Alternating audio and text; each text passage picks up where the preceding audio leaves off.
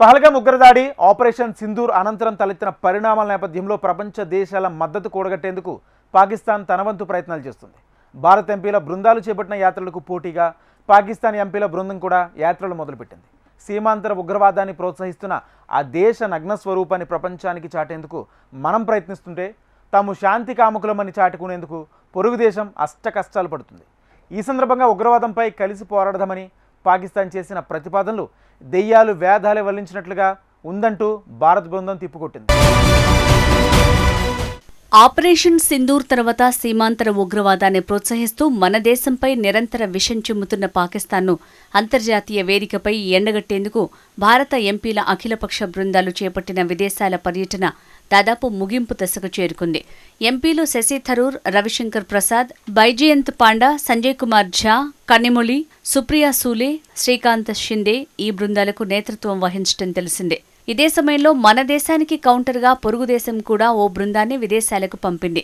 పాక్ ఏర్పాటు చేసిన దౌత్య బృందానికి పాకిస్తాన్ పీపుల్స్ పార్టీ చైర్మన్, విదేశాంగ శాఖ మాజీ మంత్రి బిలావత్ భుట్టో జర్దారీ నేతృత్వం వహిస్తున్నారు. America, UK, Belgium, France, Russia దేశాల్లో పర్యటిస్తున్న ఈ బృందంలో పాక్ మాజీ డిప్యూటీ విదేశాంగ మంత్రి హీనా రబ్బానేఖర్, మాజీ విదేశాంగ కార్యదర్శి జలీల్ అబ్బాస్ జిలానీ సభ్యులుగా ఉన్నారు. పాకిస్తాన్ బృందం మొదట అమెరికాలో పర్యటించింది. ఐక్యరాజ్యసమితి ప్రధాన కార్యాలయంలో విలేకరులతో భేటీ సందర్భంగా బిలావల్ భుట్టో ఆసక్తికర వ్యాఖ్యలు చేశారు. ఉగ్రవాదంపై పాక్, భారత్ కలిసి పనిచేయాలని సూచించారు బిలావల్ భుట్టో. ఈ రెండు దేశాల నిఘా సంస్థలు పరస్పర సహకారంతో పనిచేస్తే దక్షిణాసియాలో ఉగ్రవాద పీడ గణనీయంగా తగ్గుతుందని అభిప్రాయపడ్డారు. అమెరికా అధ్యక్షుడు ట్రంప్, విదేశాంగ మంత్రి రూబియోల బృందం భారత్ పాక్ కాల్పుల విరమణలో కీలక పాత్ర పోషించిందని అన్నారు. ఇరు దేశాల మధ్య సయోధ్యకు ప్రపంచ దేశాలు కృషి చేయాలని సూచించారు. ఇరు అణ్వస్త్ర దేశాల మధ్య కాల్పుల విరమణ అనంతరం యుద్ధ పునరుద్ధరణకు అవకాశాలు పెరుగుతాయే తప్ప తగ్గలేదని అన్నారు. దౌత్యం, సంప్రదింపులే శాంతికి మార్గాలని, ఉగ్రవాదానికి వ్యతిరేకంగా పరస్పర సహకారంతో పాటు పలు ఇతర అంశాలపై భారత్తో విస్తృత చర్చలకు పాక్ సిద్ధంగా ఉందని బిలావల్ తెలిపారు. సింధు జలాల ఒప్పంద నిలిపివేత ద్వారా భారత్ నదీ జలాల్ని ఆయుధంగా ఉపయోగిస్తోందని విమర్శించారు.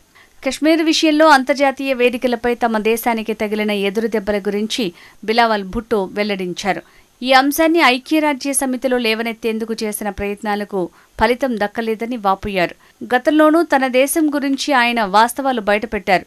ఉగ్రవాద సంస్థలతో పాకిస్తాన్కు సంబంధాలు నిజమేనంటూ ఇటీవల వెల్లడించారు. పాకిస్తాన్కు గతం ఉందనేది రహస్యం కాదని నేను భావిస్తున్నా.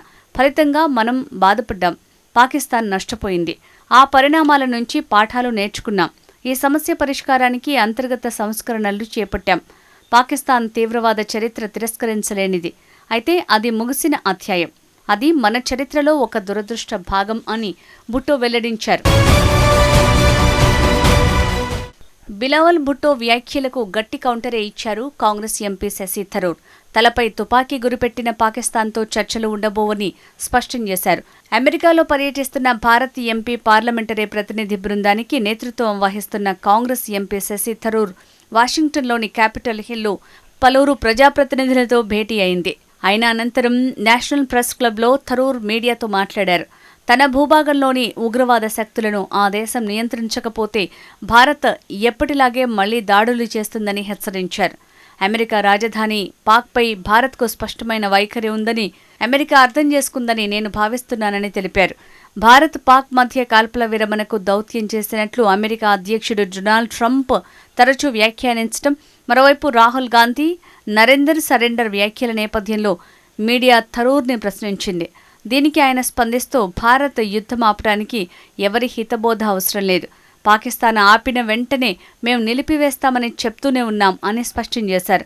అప్పటికీ మేము ఆగేందుకు సిద్ధంగా ఉన్నాం. ఈ విషయాన్ని పాక్కు కూడా చెప్పాం.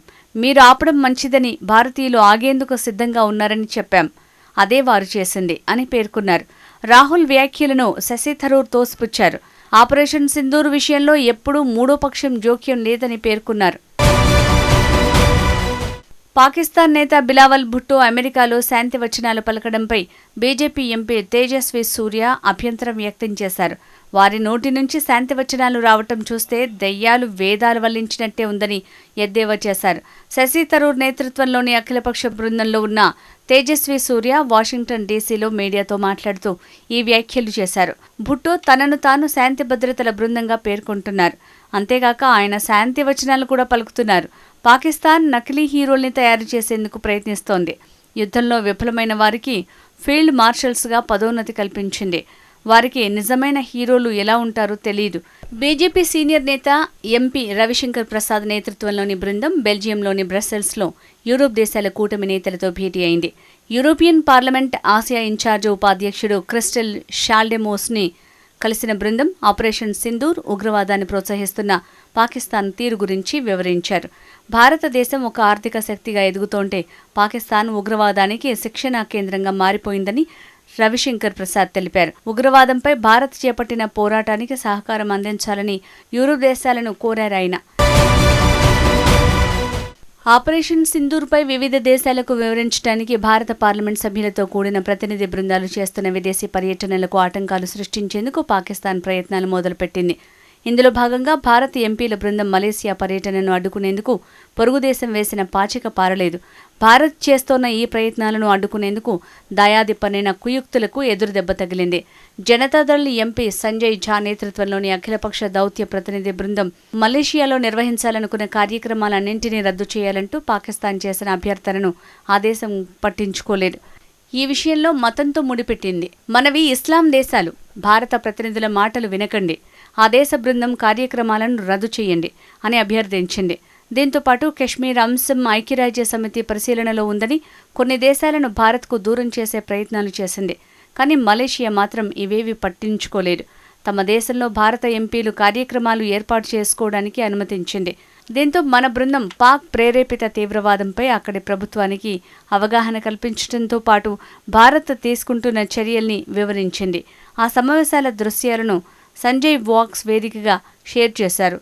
మలేషియాతో పాటు జపాన్, దక్షిణ కొరియా, ఇండోనేషియా, సింగపూర్లలో ఈ బృందం పర్యటిస్తోంది.